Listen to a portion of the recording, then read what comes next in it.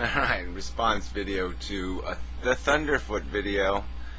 It's titled Why Religion. I got through a minute of it and I said, nope, gotta do a response video. So I don't know what the next 3 minutes are gonna hold, but we'll do the first minute or two here. We'll start it. And yeah, well, I'm gonna play the Martin Luther King part. I mean, why not? It's something everybody should hear. I mean, the guy had charisma. But I'm not concerned about that now. I just want to do God's will. And He's allowed me to go up to the mountain. And I've looked over. And I've seen the promised land. I may not get there with you. But I want you to know tonight that we as a people will get to the promised land. You know, it's so sad is, you know, we're not going to get there as a human race because of this Pollyanna bullshit, because we won't admit what we are and where we are and deal with that fact, because we're going to keep pretending we're on some magical, mystical ride.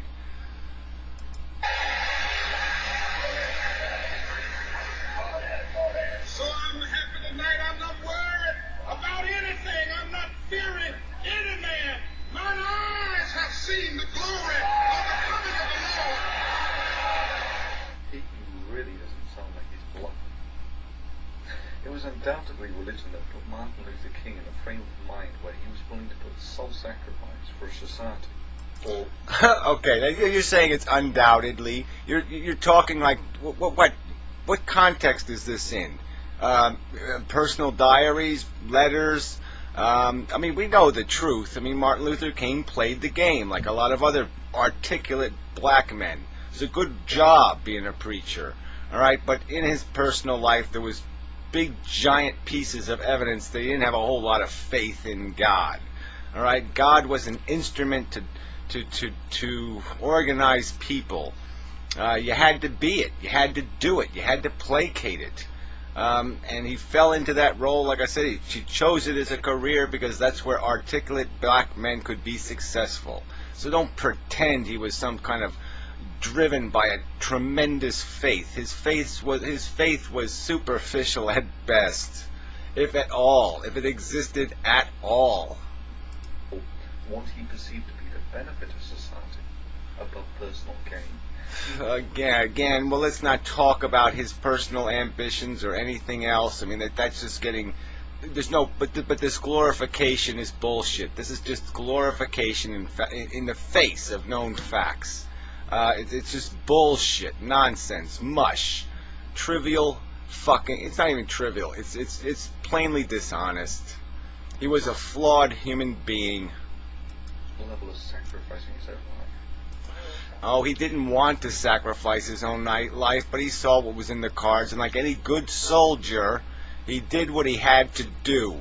All right, there's lots of people in World War II knew what the fuck they were heading for, okay, and they just knew they had to do the right thing. He knew he had to do the right thing, and he did the right thing, and he died for it, unfortunately. But let's not glorify it that he did it because he was a man of great and tremendous passion for God, because that, I think, can be demonstrated to be a pile of shit.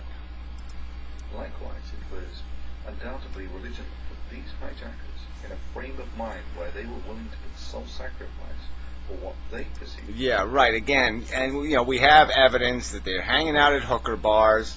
You know, it was a political war. It was not a religious war. We've been fucking around in their country. There's lots of people mad at us, and these are soldiers in a political war. You want to put a religious label on it because the countries are predominantly religious. You know why they're doing it. Again, it's more placating. All right, the religion has to be placated, and that's all these guys were doing.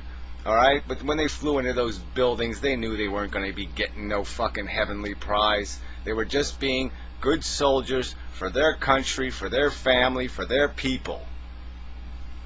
To be the benefit of society above personal gain, even to the level of knowingly sacrificing their own lives. Right, like a kamikaze. Looks a lot like a kamikaze, doesn't it?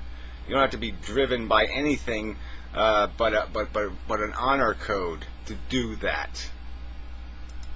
Clearly, any mechanism that can put someone in a position where they're willing to sacrifice their own lives is very powerful. Right. The concept of honor and duty, that's very powerful. And it's an increasing hazard not to have a detailed understanding of such a mechanism. Right, yes. We have to have a detailed understanding of honor and duty. Without airplanes, modern technology, this attack would have been impossible. I don't know why that means something. Some other attack would have been possible, pouring a little bit of botulism in the water supply or something. Progressively more technologically capable society. I mean, let's be real. It was no more God that allowed the success of the civil rights movement than it was God that allowed thousands of years of slavery in the first place. Similarly, it was no more... Yeah, duh. But this, again, that's not relevant, really, is it? Allah that allowed the success of the 9/11 attacks than it was Allah who ensured that no Muslim nation is capable of competing on the battlefield of modern warfare. It was therefore baffling to see the world's response to 9/11, which seemed to focus around killing terrorists and taking fingerprints, rather than addressing the obvious root cause of the problem, understanding the role of religion in their actions. Again, yeah, that's the root of the problem. You think the Arabs, the Islams, would be fighting the Christians if the Christians weren't occupying their homelands. You really think, and the Jews, you really think that's the reality. It's not a political war, it's a religious war. Man, you're a fucktard. And yet, as far as I know, Homeland Security has not put any significant money into researching the role of religion in the behavior of society. Yeah, well, why don't they put money into... Let's check out the role of honor and integrity and duty and see what that is, the threat that is. Like, you know, Timothy McVeigh blew up a government building. If he could have made a bigger mess and killed more babies, he would have. He was a domestic threat. Yeah, we didn't give a shit, because guess what? There was no political story there. Okay, it wasn't about some sort of foreign politics. It wasn't something we could label Islam and attack it that way. So it's not about the people who are devoted to religion. It's about people who use religion as a bigotry, which you kind of do. Due to this, I decided to take a first step. It's an anecdotal observation that both of these examples were born out of socially stressed societies. Religion is a pervasive behaviour worldwide and seems to be a pronounced bonding mechanism in stressed societies, where... Oh, come on. You know, stressed society. So America's a stressed society. I mean, but you're not going to be able to make any sense out of this. Okay, religion is the product of ignorance. And unfortunately, America's got a little too much of that. People tend to get together with people they trust, and that tends to be people of the same religion, and hence they increase their security locally. The proposed mechanism is shown in this schematic, where religions are shown as coloured blobs. In a low-threat society, there is widespread homogeneity. Well, why is a society high threat? It's because they usually have horrible politics, too. I mean, this is like blaming the correlations between the cigarette smoking and death rates, and then not taking into consideration that cigarette smokers drink more than regular people, or that cigarette smokers are more likely to ride a motorcycle, or that cigarette smokers are more likely to do a lot of other high-risk behavior. So you're just going to ignore the truth and just play games with the numbers. Boundaries. However, as the threat level increases in the society, so the religions polarize it, such that it... Yeah, well, people are ignorant. Whoa, what the hell happened there? I don't know. Such that it becomes increasingly easier to see who belongs to which religious denomination. The proposition is thus that there will be a... Yeah, disorganized, chaotic societies tend to be ignorant because they have poor education, they're run by dictators, fascism, other mechanisms that suppress basic education, basic information. Duh. Correlation between the insecurity that people feel about their environment and and the extent to which they participate in communal religious activities.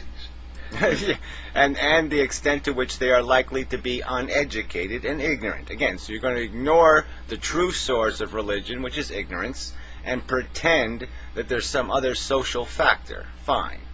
Bullshit. Examine this proposition further. The following questionnaire was prepared. The two key questions being, are you worried about the future? And how often do you engage in communal religious activities?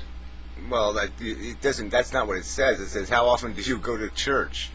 Are you worried about the future? Now, you can't figure out that that's the most idiotic kind of question to ask in the world. I don't know, how worried am I about the future? Well, I guess compared to that guy, I'm not worried at all. And compared to that guy, I'm hysterically worried. Well, how do you even answer that question? I can't. Well, I guess I'm extremely worried in the sense I think we're all facing doom, but I don't panic about it every day because I know we're facing doom, and I've kind of gotten used to it. So